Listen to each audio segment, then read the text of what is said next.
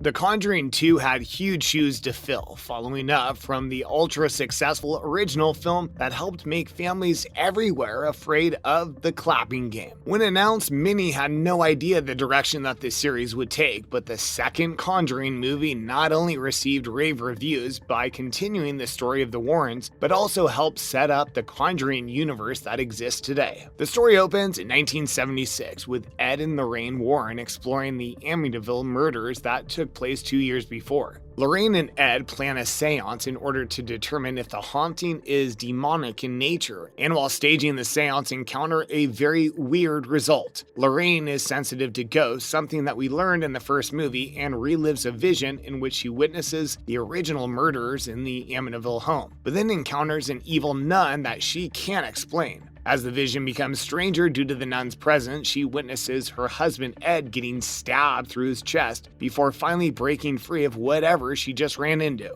She becomes noticeably frightened at the vision, and then the movie really begins. How crazy is it that the Amityville murder house is just an appetizer for the real scary stuff that is about to go down? We jump ahead a year to 1977 to the Hodgsons, a family based out of London who start to encounter some paranormal activity after one of their 4 children, Janet, plays with a Ouija board in their home, something that is a definite no-no in a horror movie. After playing with the Ouija board, weird things start to happen to Janet, and the family becomes more and more concerned as they escalate. Janet begins sleepwalking almost every night and claims to speak to an entity that she says looks like an old man. The old man is grumpy and keeps telling her that this house is still his, and rocks away in his armchair that he has basically hijacked as his own now. Their mother Peggy is taking care of 4 children on her own, and so at first she doesn't think much of Janet and what she's saying, but after things begin to escalate, she quickly changes her tune. Janet and Margaret, the oldest sister of the family, have an absolutely crazy night together as Janet begins to talk to an entity in their room.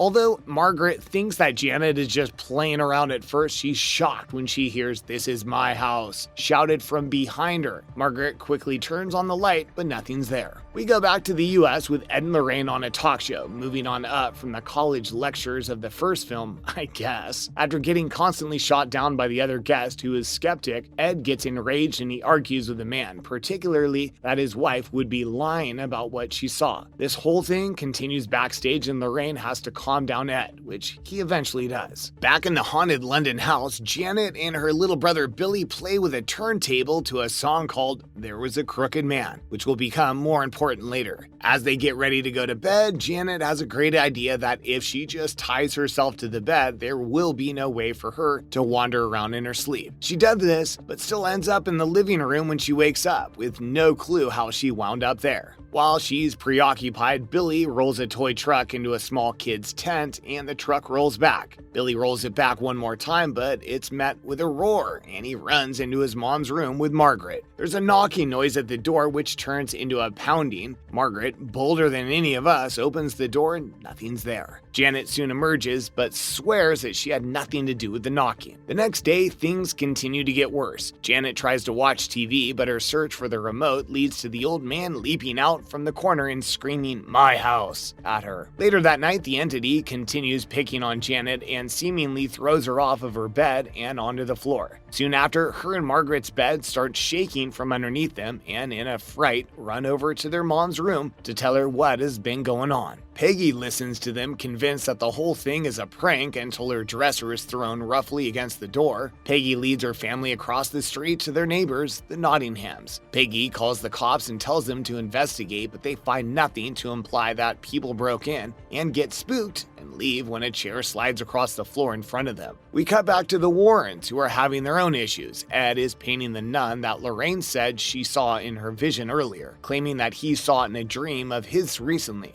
Lorraine's hanging out in the living room with her daughter Judy, who hears something in the hallway and goes to look. Lorraine eventually goes to see what happened and sees the evil nun from earlier. She chases the thing into the study and it uses the painting to attack Lorraine, who is so scared she's found screaming and writing frantically in her Bible before Judy's able to snap her out of it. She also has another vision of Ed apologizing before getting killed by a wooden spike, a callback to her early vision. Back in England, the Hodgson home has become quite the popular place in the ghost hunting community as people flock to capture something. but so far haven't come up with anything conclusive. Janet and Margaret are invited to do an interview at the house to try and see if they can conjure anything up. Their wish comes true when Janet starts speaking like an old person and claims to be Bill Wilkins, a 72-year-old man who promptly tells everyone to get out of his house. Back at the Nottingham house, the kids are all asleep except for Billy, who encounters the crooked man in the house, who recites a nursery rhyme in the creepiest way and then chases the boy across the house. Billy searches for his mom to help him, but instead finds Janet, who is in a very creepy voice continues the rhyme before screaming so loudly that she shatters the glass in the house. She then collapses and begins foaming at the mouth. We cut back to a priest at the Warren house telling them about what's happening in England. Lorraine doesn't really want to take on the case because of all the visions of her husband's death, but Ed, ever the optimist, believes that she might be getting these visions in the first place because she may be able to prevent it. That's enough to convince her, and they leave for England, where they meet up with Peggy and her traumatized group of kids. While Ed visits the old kid's bedroom, which is now trashed and covered in crosses, Lorraine goes to a swing set in the backyard and speaks to Janet, who's bummed that the haunting has really hurt her ability to make friends. Lorraine gives her some words of encouragement, and then Janet says that the voice she hears wants to hurt Lorraine, which puts even her on edge. Ed gathers up the horde of ghost investigators and tries to see if he can capture anything in the living room, where most of the action has happened so far. Ed gets the ghost of Bill to talk once all of the adults turn around and then points across right at Janet, who is the only one able to summon Bill, causing the ghost to get spooked, shout something, and disappear. Everyone seems pretty skeptical about whether or not that did anything, and some believe that Janet made everything up. The Warrens stay the night to see if anything will happen, and boy does it. The crosses are all flipped upside down and Bill attacks Janet, causing the Warrens to believe their work isn't finished. They stay for a while, even building a sort of bond with the kids and playing music, and then something weird happens. Video evidence of Janet orchestrating some of the events, like throwing pots and pans around, are brought to the Warrens, and furiously Peggy kicks them all out of their house. As the Warrens begin to try and figure out what just happened, Lorraine pieces apart a code from Bill and pleads for help. The Warrens return to Hodgson House one last time, and Lorraine enters to find Bill sitting in his chair, this time with no malice. He begins speaking in a riddle before being taken away by the nun, proving that she was the one pulling the strings the entire time. Ed remains outside and looks for a way in after being separated from his wife and locked out. He's temporarily blinded by a bursting pipe and attacked by the crooked man, but eventually finds Janet seemingly possessed and ready to jump through the window to her death. He leaps to grab her but is dangerously close to a wooden stake. Lorraine banishes the nun by calling it by its true name and saves Ed, preventing the vision from coming true. In the final scene, Ed takes the crooked man turntable, places it in his museum right next to the Annabelle doll, before sharing a dance with his wife. So what did you guys think of the movie? With so many entities, it's easy to see how the movie makers were able to quickly jumpstart their universe. But it's so cool that the movie itself was good as well. Thanks for watching. Have a great day, guys.